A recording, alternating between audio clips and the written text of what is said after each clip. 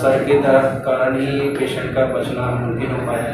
मैं तो खाली कहीं सर्जन हूँ, हमारा काम ऑपरेशन के टाइम पे ही था, बट पेशेंट की कंडीशन देखते हुए हमें एक्सपेक्टेशन था कि शायद बचे कि ना बचे। बताइए। माझं नाव नलू रामेश्वर बोपचे आहे। मी तुमखेडा बुजुर्ग इथली रहिवासी आहे। तो ये बताइए, जिस समय आपको यानी जो प्रॉब्लम थी और प्रॉब्लम के चलते आपने KTS तथा गंगाबाई रुग्णालय में अपना इलाज कराने गए, तो वहाँ पे दरअसल क्या हुआ? मी डिलेवरीसाठी गेली होती। डिलेवरी नॉर्मली चांगली झाली, पण ब्लड पुष्कळ जात होता, त्यामुळे मग तिथून ऑपरेशन रूममध्ये नेला। बस मला तितकाच माहीत आहे, त्याच्यानंतर मग माझे घरचे सांगू शकणार। नमस्कार, आप सभी का VBN न्यूज नेटवर्क में स्वागत है। विगत कुछ दिन पहले गंगाबाई ग्रामीण रुग्णालय में एक बड़े तुमखेड़े की जो पेशेंट थी नल्लू बोपचे, उसे क्या समस्या थी और क्या समस्याओं का उसे सामना करना पड़ा था उस समय जो डॉक्टरों ने उस पेशेंट को बचाया, तो हम वही डॉक्टर से आज बात करना चाहेंगे और किस तरीके से उनका इलाज हुआ। नमस्ते, मैं डॉक्टर धवल सावंत, बाई गंगाबाई स्त्री रुग्णालय में मैं असिस्टेंट प्रोफेसर की पोस्ट पे हूँ। हमारी पेशेंट जो नल्लू बोपचे थी, उसकी दूसरी डिलीवरी थी। डिलीवरी के पश्चात पेशेंट को अत्यंत रक्तस्राव होने लगा, जिसे हम डॉक्टरी लैंग्वेज में पोस्टमार्टम हेमरेज बोलते हैं। पोस्टमार्टम हेमरेज के कारण पेशेंट को सुबह से 7 साढ़े 7 बजे ऑपरेशन थिएटर में लिया गया।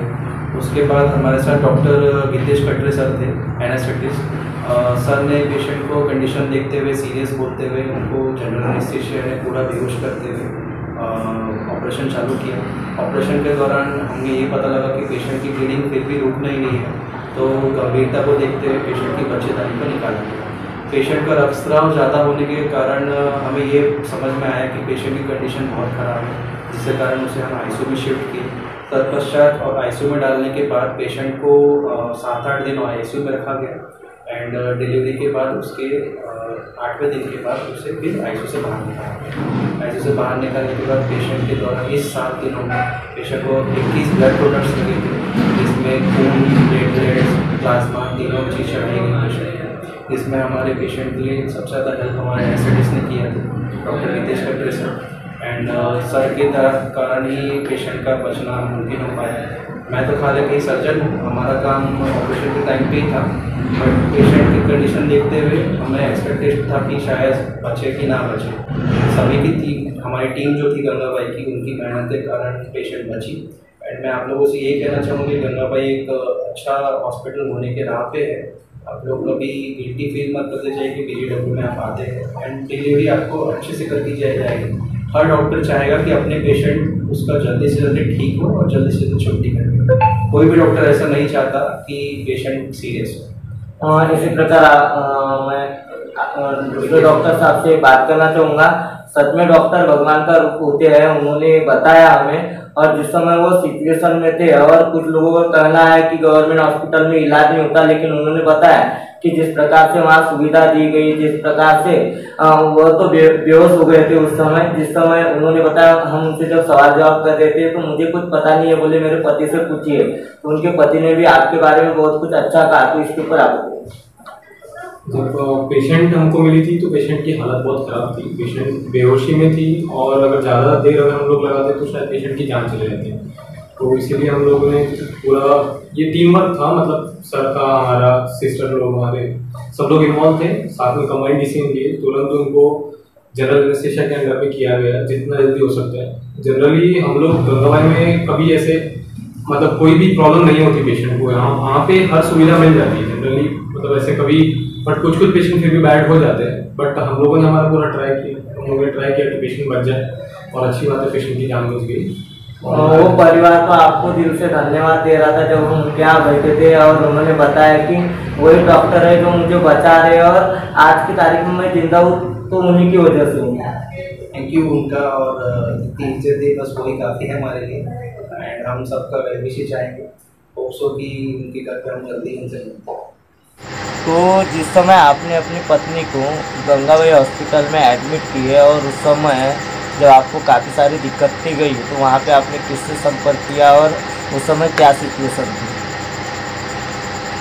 डिलीवरी के बाद में जब ऑपरेशन रूम में गए तो डॉक्टर धवल सर बाहर आए।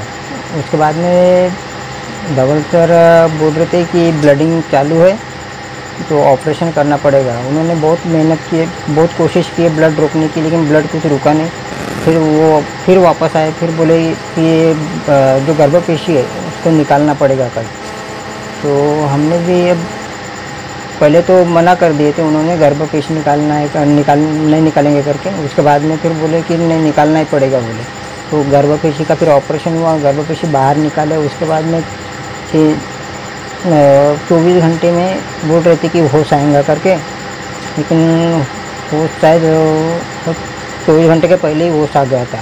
उसके बाद में फिर बेहोश करके रखे, लेकिन उन्होंने फिर बोले कि बेहोश करके रखना पड़ेगा, ब्लडिंग चढ़ाना पड़ेगा, क्योंकि ब्लड था नहीं शरीर में, तो पूरे हार्मोन्स डैमेज हो सकते हैं, इसलिए बेहोश करके 3 दिन तक के बेहोश करके रखे।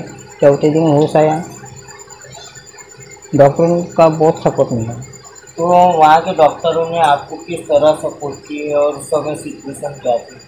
सिचुएशन तो बहुत क्रिटिकल कंडीशन में थी और डॉक्टर लोगों का सपोर्ट भी उन्हें बहुत ही अच्छा मिला। रात दिन डॉक्टर रहते थे वहाँ पे। KTS रेफ़र किए थे, जब KTS में भी रात दिन डॉक्टर अवेलेबल रहते थे। दो डॉक्टर रात में, 2 डॉक्टर दिन में, शिफ्ट वाइज।